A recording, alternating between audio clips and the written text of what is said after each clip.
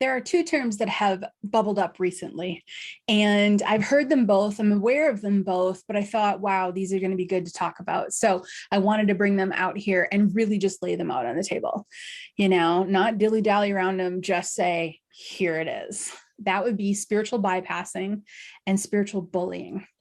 These are two things that are uncool for their own reasons, and I'd like to break them down today.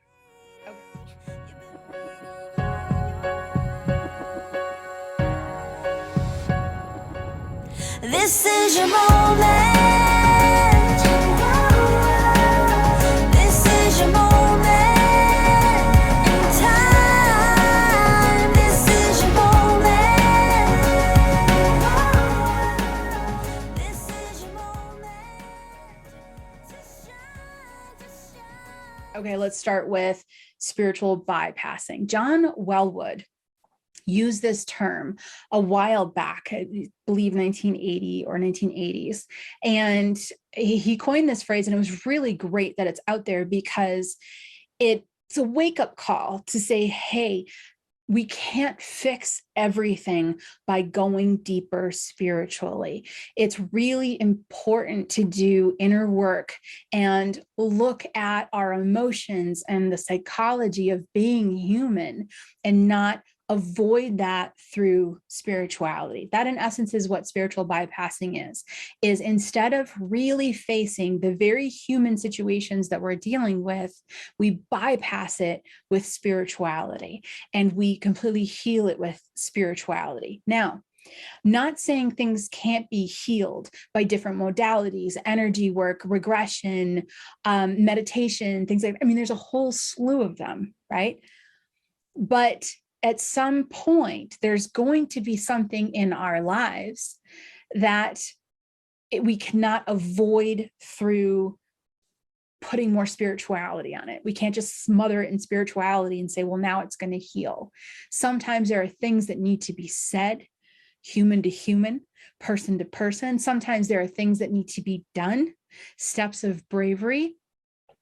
Setting boundaries is not spiritual. Setting boundaries is human. Knowing that you have to set a boundary might come to you through spirituality, but the actual setting of a boundary is a very human thing to do. And a very good one to do too, by the way, if you really need to. So we have to know that getting lost in all the spiritual, just being able to pray something away or, wish something away, or I'm going to manifest harder, or I'm going to just decide that I'm cleansed of that and I don't have to deal with it. We are ignoring our programming body. So let me do a quick refresher if you haven't heard me talk about the three bodies before. We have three bodies. We have the spiritual body. It's our spirit. Okay. We have what's called the programming body, which is our human mind on linear time. Then we have our physical body. There we go. So, and we all know what the physical body is. So we've got the spiritual body, the programming body, and the physical body. Now, the physical body, got it. If there's something wrong with it, we need to take care of it, right? Spiritual body, if we're out of balance, we can do things to balance ourselves. But the programming body is our mind. It's the psychology of being human. It's what it's like to be on linear time. And sometimes we have experiences that affect the programming body that we need to focus into the programming body in order to heal. It would be like saying, spiritual bypassing would be like saying that you broke your wrist. But instead of going to the doctor to get a cast and set up to be able to heal that physical body, you're just going to meditate it away. All right. That would be spiritual bypassing of the physical body. But in essence, we're talking about spiritual bypassing of the mental body, the programming body, our mind, our psychology, our traumas, the issues that are set within us as a result of experiences that we do need to look at. This is why when you come across a really good intuitive, if they see that something's wrong in the physical body, they're going to say to you, you do need to check that out. I'm not a doctor. You need to make sure to check that out.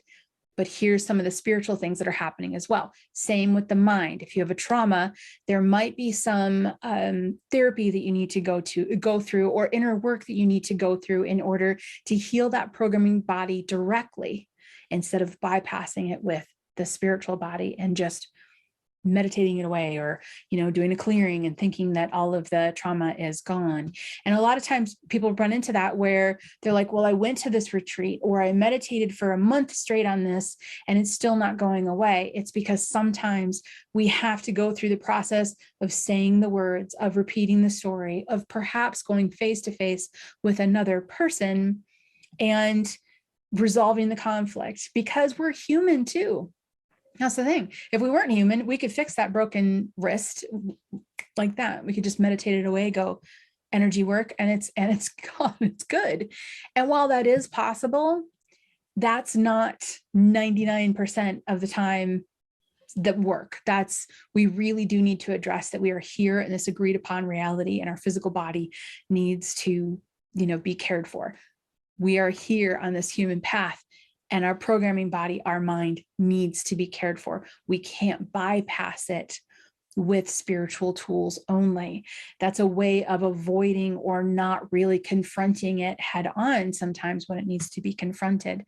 There are going to be things that we can do this with.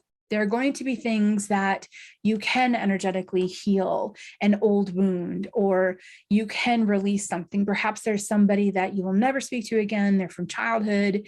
You can write and release. That's a spiritual technique, and that helps. But even that, see, that's connected to the programming body, because you're writing what's in the programming body out on paper, burning it, releasing it, burning safely always.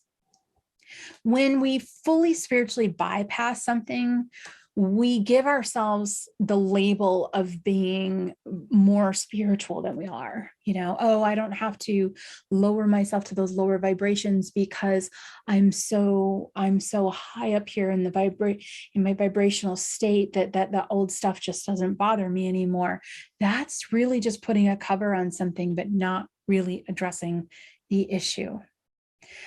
So I challenge all of us to look at every situation that we're in regards to all three of the bodies, not just one, all three.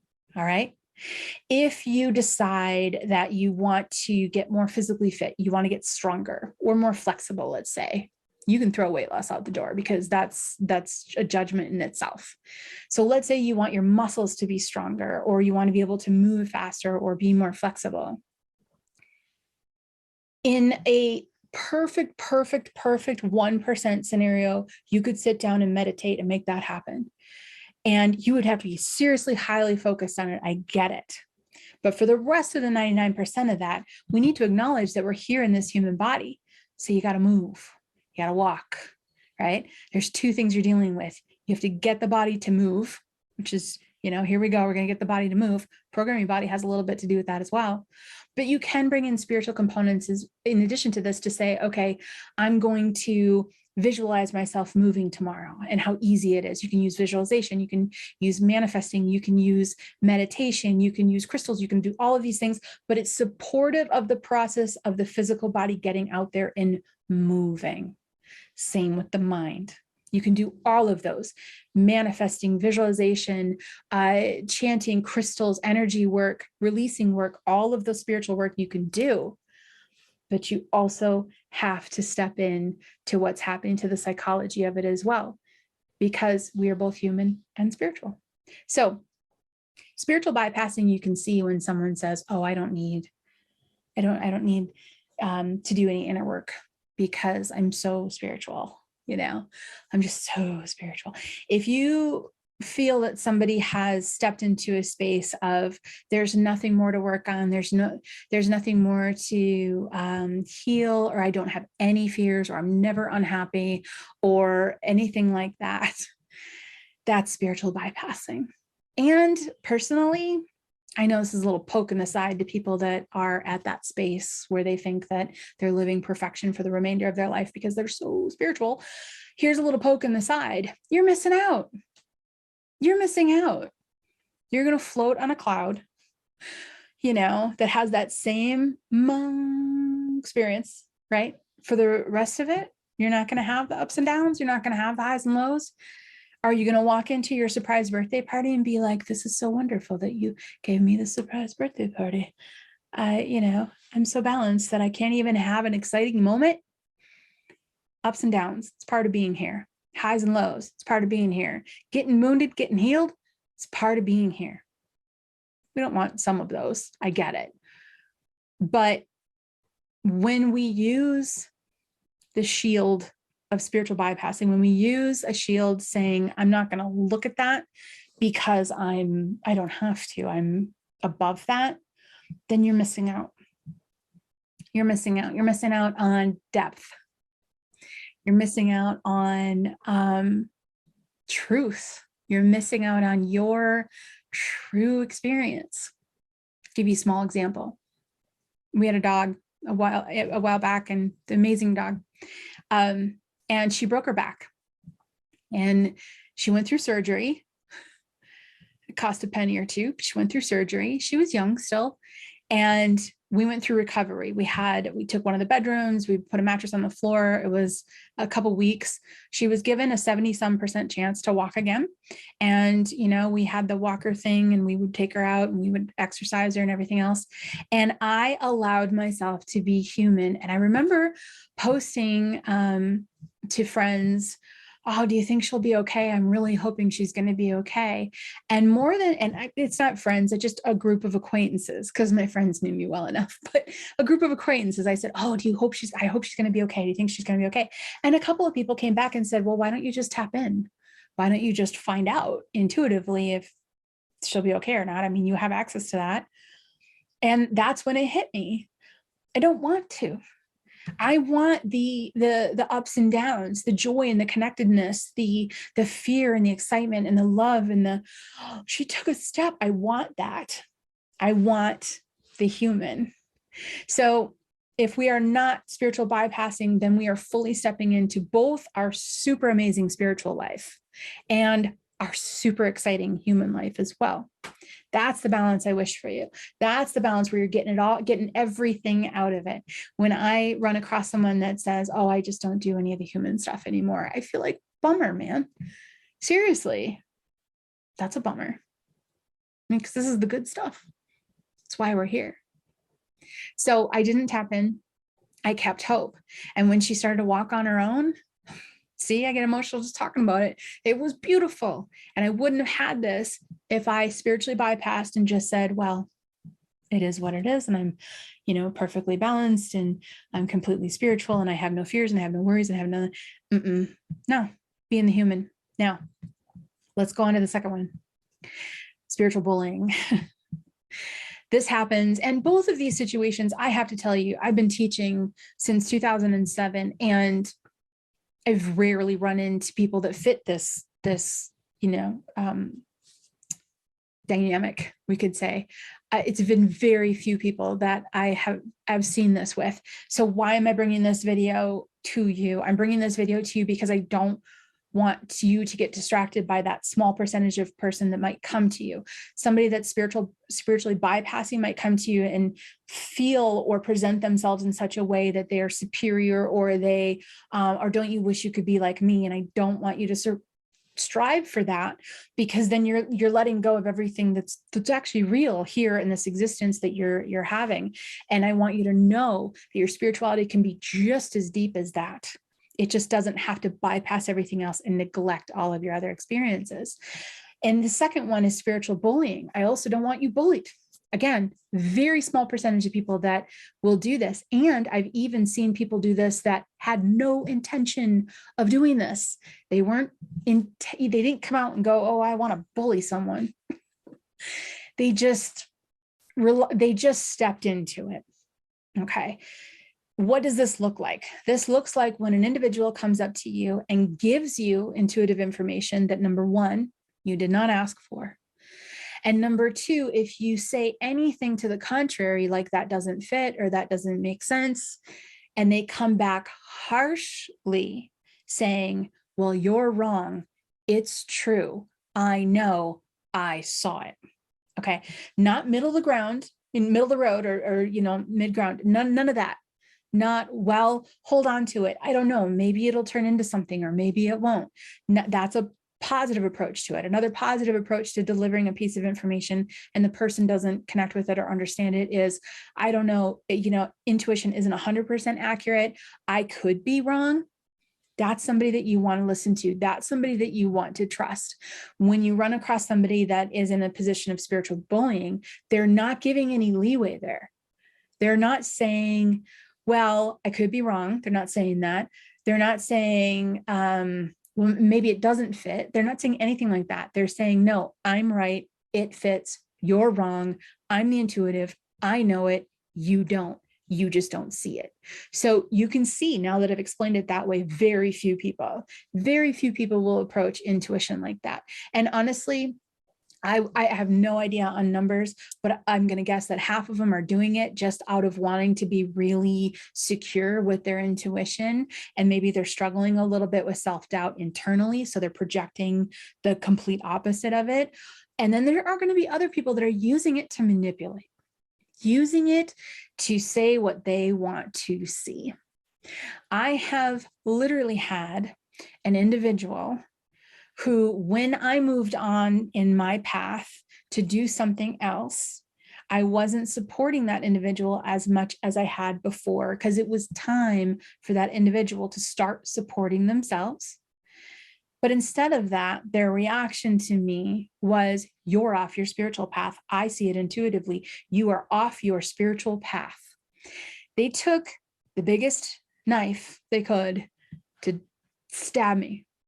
I'm like, I'm not off my spiritual path. I'm actually following my spiritual path to where it's taking me, as we sit here together today here. I'm following my spiritual path where it's taking me. And he was like, nope. I picked it up intuitively. I see it intuitively. You just don't see it. You're off your spiritual path. I know you are, that's spiritual bullying. And that's spiritual bullying out of insecurity. That was a statement not of what that person actually intuitively was picking up, but a statement of what that person wanted to say out of anger or out of frustration, that they had to do something in this situation to lift themselves up, and they were used to not having to do anything. So that's lash out. So spiritual bullying can also be a lash out. That's a very rare case. And honestly, that's only like one of two situations that I've ever experienced with somebody being that obnoxious with saying, oh no, I'm putting the label intuition on it because then I'm right. It's like, no, not particularly. But there have been other times that I've run into people that just felt really strongly that they've experienced something, and they would just tell me that and say, my intuition's picking up that this is going to happen to you. And it was not positive. It was a negative situation, the one that I'm thinking of. And I was like, well, okay, I don't see that coming up yet. And they're like, nope, you're wrong. I know it is, because I picked it up. I got the message. My intuition said it, so I'm right. That's spiritual bullying. And that one is not them trying to injure me or wound me like the last one. This one is more them trying to really hold their own and build their own internal confidence, but it's coming out so harshly. And like I said, when we first started talking about spiritual bullying, sometimes people don't even realize that they're doing it. So 95% of the situations you're going to run into a beautiful soul, compassionate person that hopefully asks permission before telling you an intuitive message. That's number one. And upon giving them permission, when they give you the intuitive information, if it doesn't fit and you say, I'm not quite sure how that fits, I don't see that right now, that beautiful soul is going to say, well, I don't know. It just came through. I could be wrong. It might be my intuition. I really feel like it is. Maybe it just hasn't shown up yet. Hold on to it, and maybe something will come of it. That is perfection. That is love. That is compassion. That's delivering intuitive information with your heart and with the other person in mind. So keep your eye out for that. I guess the summary of this one is two things. Summary of spiritual bullying. Number one, when somebody comes up to you and is harshly telling you something, recognize that it might be that they're wanting to try to emotionally hurt you instead of falling down the road of being scared. There's absolutely nothing in me that went, oh no, maybe I'm off my spiritual path. No, I saw pretty clearly, because I wasn't spiritual bypassing. I was definitely in the human and the spiritual. I was very clear of the psychology in the human situation that was unfolding. So I was able to keep that at heart and go, okay, no, they're just saying this because there's an insecurity somewhere and they're lashing out. If you're a parent, you had kids, you've seen it. It's, human beings do it. Grown adults do it. It happens. And if you can recognize it, please do, because I would never want somebody to ever make you feel insecure by backing it up with their 100% accurate intuition statement that you're wrong and they're right. Don't let that ever take you down a road of insecurity.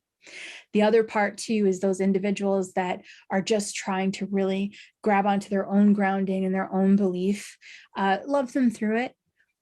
But know that not every single intuitive piece of information that's delivered to you over your lifetime is going to come from an actual pure source of intuition.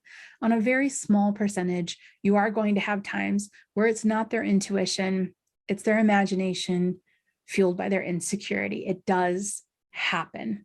So what do you do in both of those situations?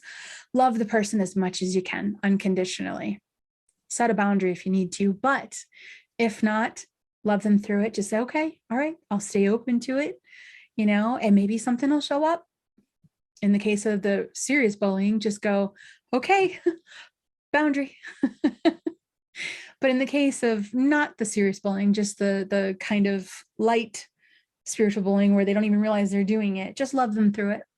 But don't let it make you question your own path. Because if you know that's not accurate and that doesn't fall in line, know yourself and honor yourself, and don't let that give you doubt. Don't let that doubt come in. Keep an open mind, keep your human mind, your programming mind on there as well, and have good judgment with it. So, well, thank you for joining me on this one. I wanted to talk about those two topics, like I said.